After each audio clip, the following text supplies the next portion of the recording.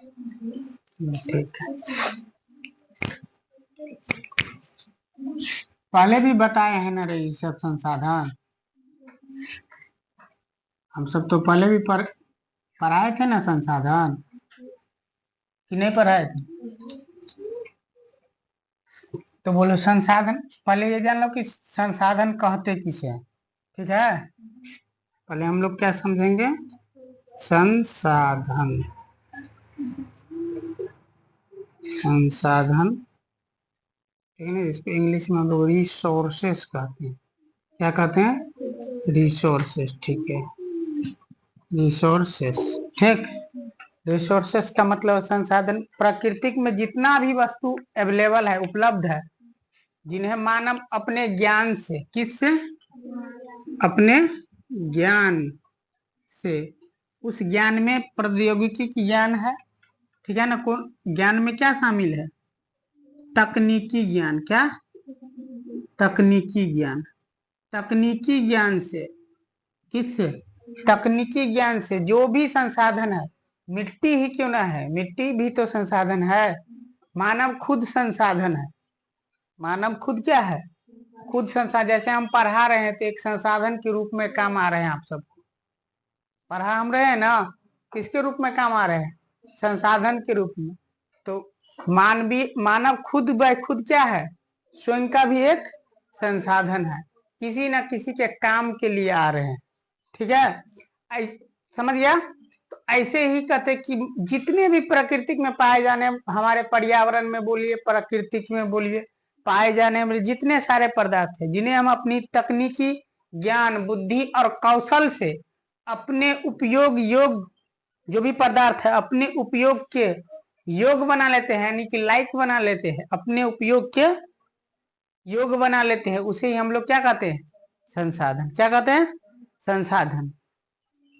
तो हमारे पर्यावरण में उपलब्ध, क्या लिखेंगे?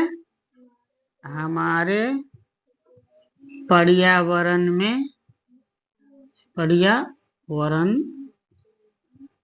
में उपलब्ध, उपलब्ध, हमारे पर्यावरण में उपलब्ध प्रत्येक वस्तु, क्या होगा? प्रत्येक वस्तुओं, वस्तुएं, ठीक है ना। वस्तुओं नहीं लिखेंगे, यहाँ क्या लिखेंगे?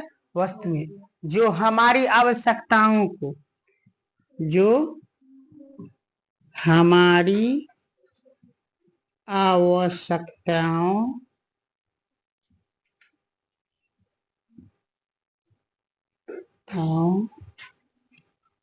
को, हमारी आवश्यकताओं को, बुक कहा है तुम लोग को? छोटे सी परिभाषा लिखा देते हैं। हमारे आवश्यकताओं को पूरा करने में, पूरा आवश्यकताओं को पूरा करने में,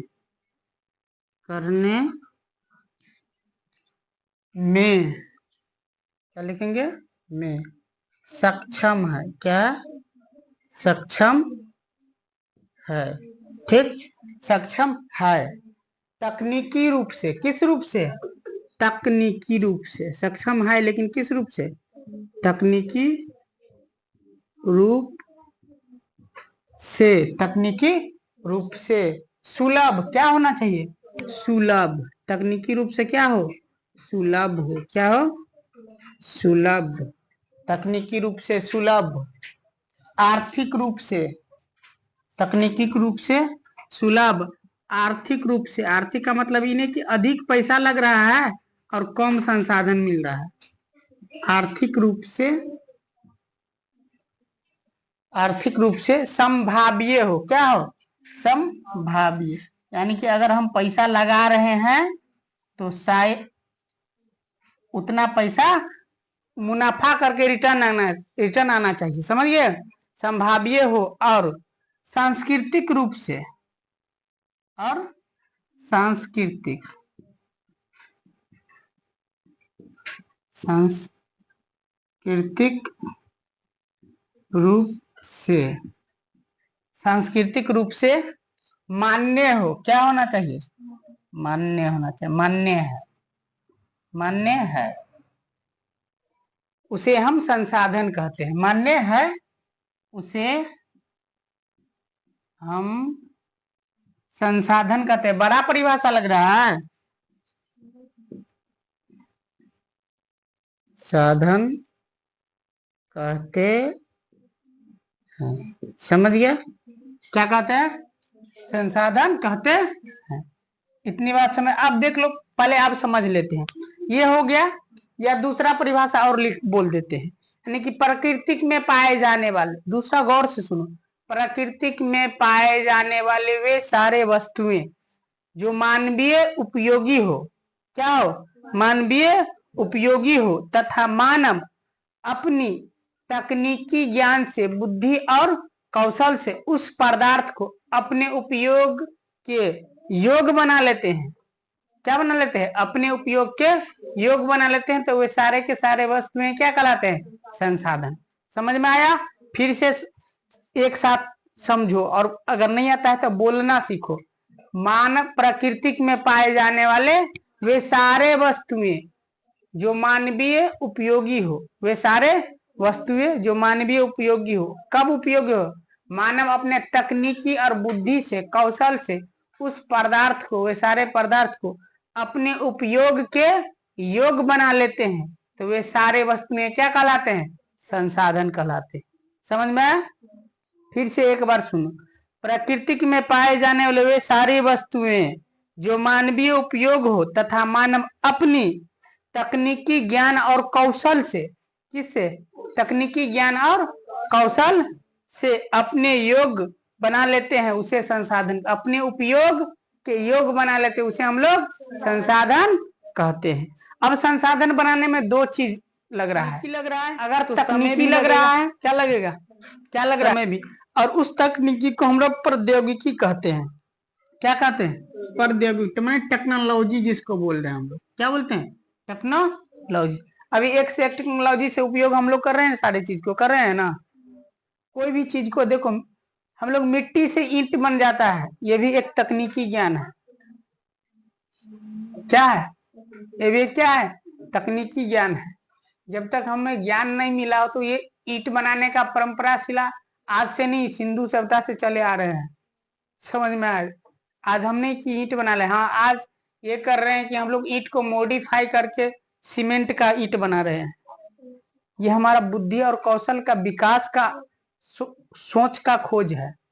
समझ गए? हमारा बुद्धि जितना विकसित हुआ, इस पर ये डिपेंड करता है कि ये नहीं कि आज जो चीज है वो चीज सब दिन के लिए रहेंगे। जितना बुद्धि आदमी का बढ़ेगा, खोज होगा, उतना आगे बढ़ेंगे इंसान। लेकिन एक बात यह भी है कि अगर इससे ज्यादा भी हम प्रकृति को छेड़छाड़ नहीं कर सकते हैं। प्रकृति को अधिक छेड़छाड़ करने का मतलब होता है मानव सभ्यता पर खुद का संकट लेना। अब समझ में आया? अब जरा इधर देख लो कि संसाधन के प्रकार कितने हैं। तो प्राकृतिक संसाधन और एक है मानवीय संसाधन। प्राकृतिक संसाधन में क्या हो गया? पहाड़, पठार, नदी, झील, तालाब, ये सब क्या है? प्राकृतिक संसाधन। पहाड़ हो गया, पठार हो गया, जंगल हो गया, नदी हो गया, झील हो गया, मिट्टी हो गया, जितने सारे सागर सब है, ये सब क्या है? प्राकृतिक संसाधन है। ठीक है? अब सागर में कोई चीज अवेलेबल है, उससे हम लोग निकालते हैं, उपलब्ध है, उसे हम लोग निकालते हैं। तो सागर भी एक प्रकार का संसाधन जो हमें आने जाने के लिए रास्ता दे रहा है। एक देश से दूसरे देश शिप से मालवाहक जो है ना, शिप जहाज लेके जाता है, सामान को लेके आता है। अब जरा देखो, ये हो गया प्राकृतिक संसाधन। प्राकृतिक के संसाधन के दो भाग हो गए, नवीकरणीय और नवीकरणीय। नवीकरणीय का मतलब जिन्हें हम लोग एक बार उपयोग कर लिए फिर उपयोग कर सकते हैं। और नवीकरणीय का मतलब एक बार किए दोबारा उपयोग नहीं किए। कोयला, पेट्रोलियम। और नवीकरणीय एक बार उपयोग हुआ तो उसे बनने में लाखों करोड़ों वर्ष लग जाता है, जिन्हें हम लोग नहीं बना सकते हैं जल्दी से जल्दी। समझ में आया बात? चलिए, अब सतत उपयोगी, एक बार उपयोग किए बार बार उपयोग कर सकते हैं। जैसे वन, अगर हम जंगल एक जगह एक पेड़ को काट दिए तो दूसरा पेड़ भी लगा तो सकते हैं कि नहीं लगा सकते? अगर एक पेड़ काट रहे हैं तो वहां 4 पेड़ 10 पेड़ लगाने की क्षमता रखिए।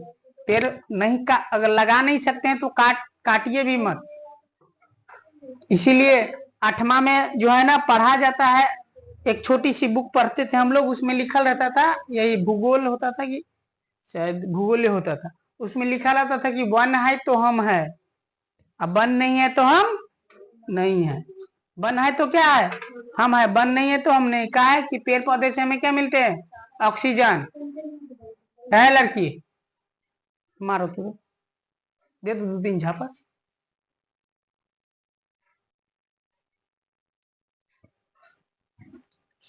अब समझ गया। अब देखो ये हो गया, एक है सतो, अब हो गया जैव।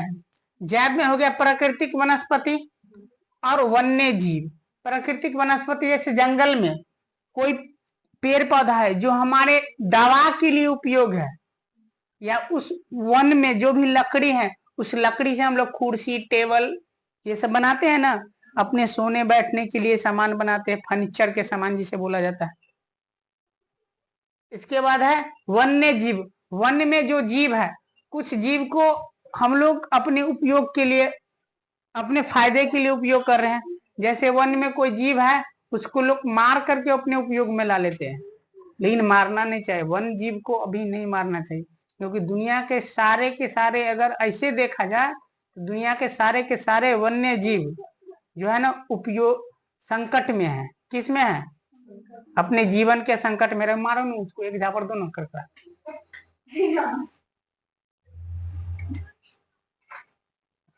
सारे के सारे जीव क्या है, संकट में है।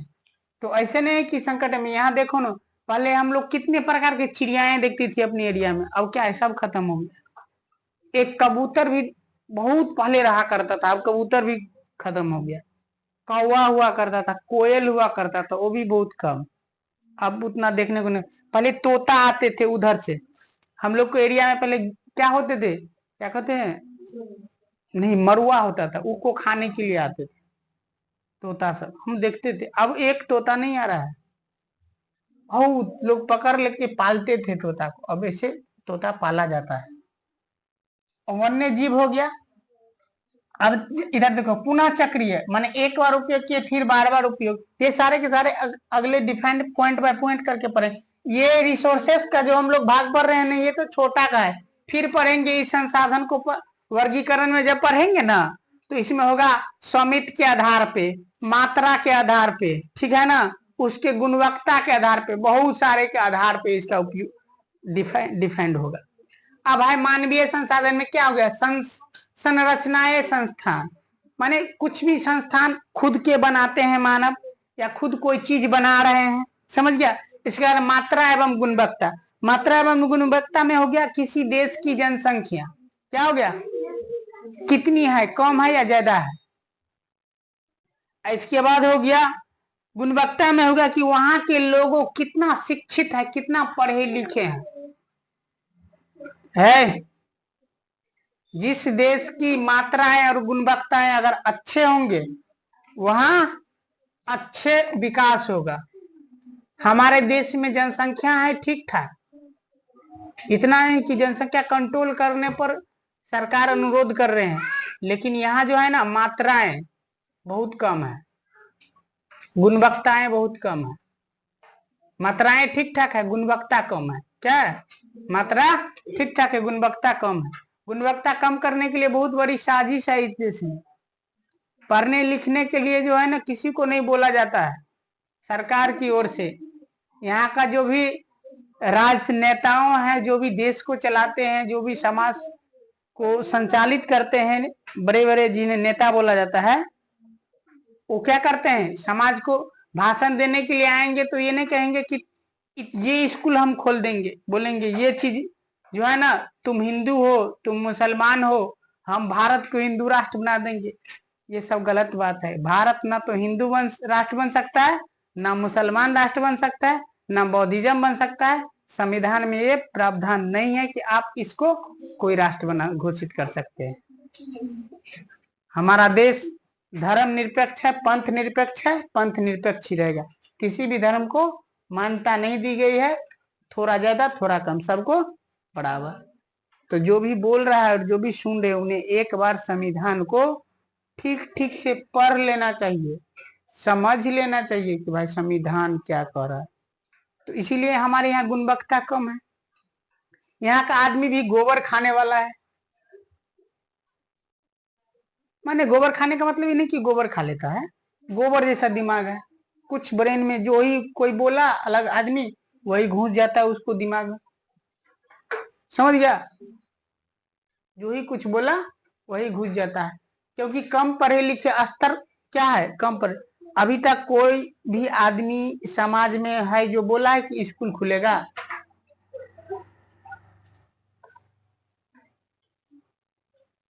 कौन है रे? रे हिया मत रखो।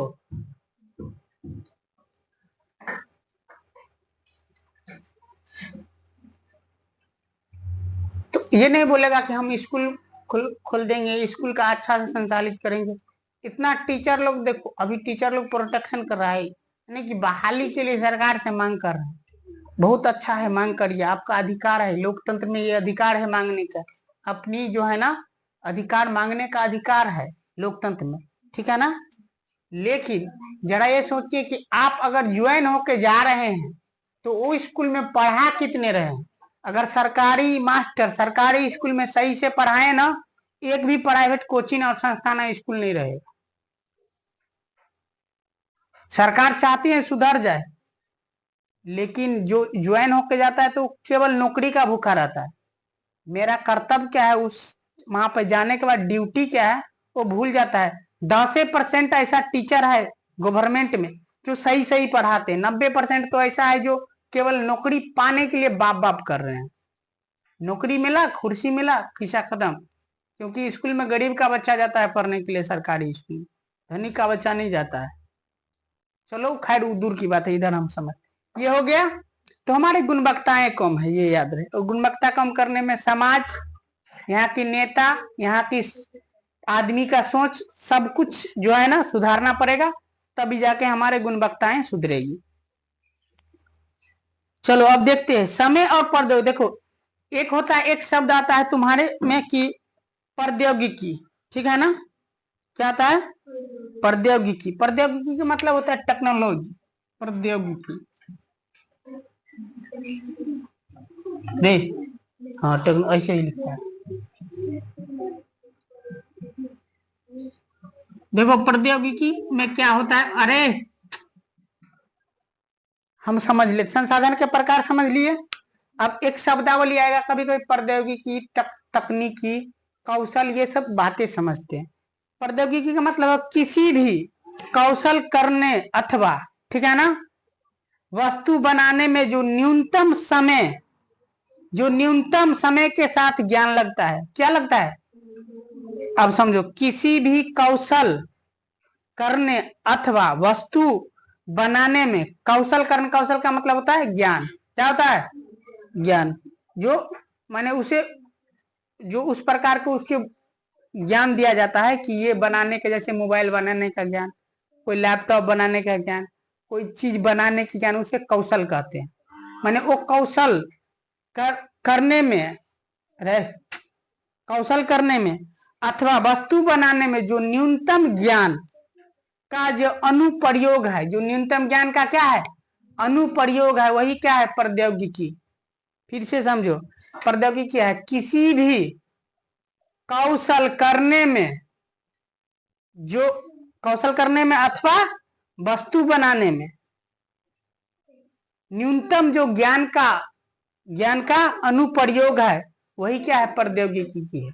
समझ गया? प्रौद्योगिकी क्या है? उसमें अनुप्रयोग ज्ञान है, उस ज्ञान का फिर एक बार जैसे कोई चीज मोबाइल बनाया या कोई चीज बनाए, सिलाई मशीन सिखा जाता है, चलो सिलाई मशीन से हम लोग सीखते हैं। सिलाई मशीन सीखता है ना कोई? सिलाई मशीन सीखता है ना, सिलाई मशीन। तो गांव घर में ये सिलाई मशीन ज्यादा चल रहा है, इसीलिए सिलाई मशीन बता रहे हैं। सिलाई मशीन कोई सीखने के लिए जाता है तो पहले उसको कागज का काट के कपड़ा का डिजाइन दिया जाता है। किसके? कागज के काट के, बोलता है कागज को कपड़े के डिजाइन में काटो, बोलते हैं ना। काटने के बाद क्या कहा जाता है? तब उसको फिर कपड़े को उस डिजाइन में काटा जाता है। और जब कागज को जो डिजाइन काटे उसको फिर बोलेगा सिलने के लिए, सिलो, तो वही हो गया कौशल। इसके बाद तब फिर कपड़ा कटवाएगा, तब कपड़ा सिलवाएगा। इस तरीके से सिलाई मशीन महिलाएं को सिखाई जाती है। ये नहीं कि सिलाई मशीन महिलाएं ही सीखेगी, पुरुष भी सीखते हैं। क्या सीखते हैं? अब समझ में आया? अब इतने बात समझ में आ गया? आराम से उतार लो सही से। उतार लिया?